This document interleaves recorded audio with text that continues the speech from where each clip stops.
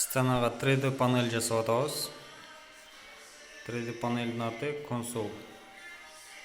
Краскасын жаңы эле чачып бүттүк.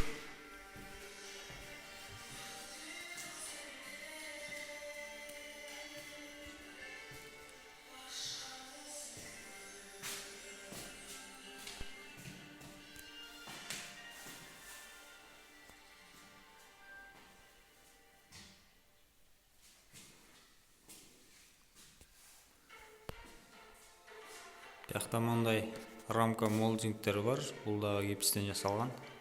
Бүтө элек пока.